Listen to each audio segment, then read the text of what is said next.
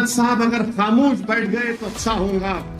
अरे दीवाने, तेरा बाप जब तेरी माँ से निकाह करा तो अगर खामोश बैठता तो निकाह नहीं होता, बोलना पड़ा तेरी अम्मा कबूल है तो तू पैदा हुआ दुनिया में, तो वतन अजीज भारत में। और उनमें सबसे ज्यादा बेरोजगार हैं तो पढ़े लिखे लोग हैं। अब बताइए भारत के वजीर आजम ने क्या किया, मोदी ने क्या किया?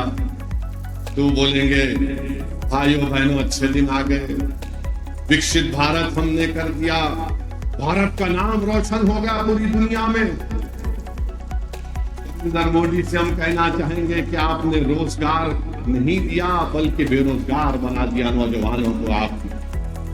अब सोचिए थोड़ी देर के लिए कि इजराइल 30,000 फलस्तीनियों को शहीद कर दिया गाजा में, 20 लाख की आबादी में 13 लाख बेघर हो गए लोग, उस 30,000 में 16,000 बच्चे मर गए, पीने का पानी नहीं है, खाने को खाना नहीं है, अस्पताल में दवाएं नहीं है।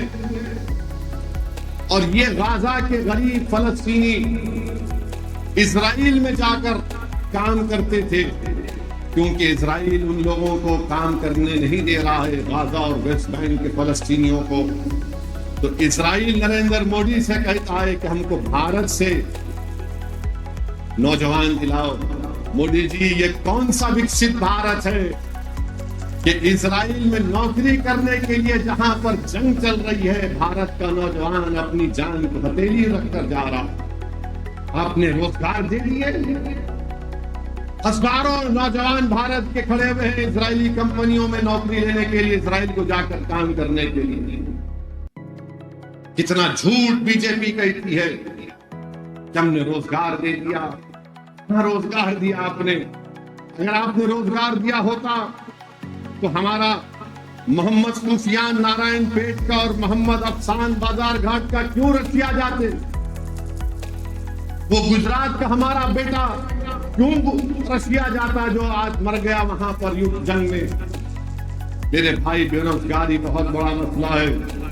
मैं भारत के नौजवानों से अपील कर रहा हूं कि सोचो, सोच समझ कर वोट डालो। याद रखो, अगर तुम बहकावों में आ जाओगे, जज्बात में आ जाओगे, तो 5 साल तुमको नौकरी नहीं मिली और 5 साल तुमको तकलीफ ना उठाना पड़े। असदुद्दीन ओवैसी का नाम लेकर तुम्हारे दिल को तो खुश कर दिया जा सकता है, मगर तुम्हारे पेट को खुश नहीं किया जा सकता।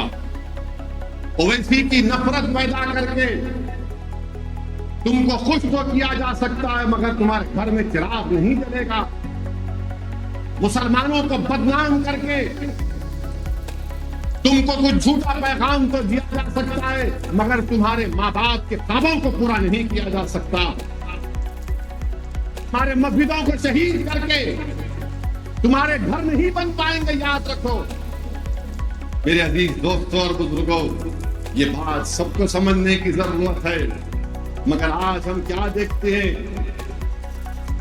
कि हमारी शनाख्त को खत्म करने की कोशिश की जा रही है, मस्जिदों को हमसे छीनने की कोशिश की जा रही है, शरीयत पर अमल ना करे, यूनिफॉर्म सिविल कोड की बात की जा रही है, CAA के कानून के रूल्स को बनाकर हमको हमारे ही मुल्क में कागज दिखाने पर मजबूर किया जाएगा।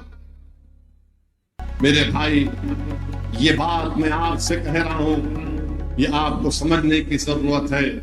और लोग मजलिस के मुखालिफिन बोलते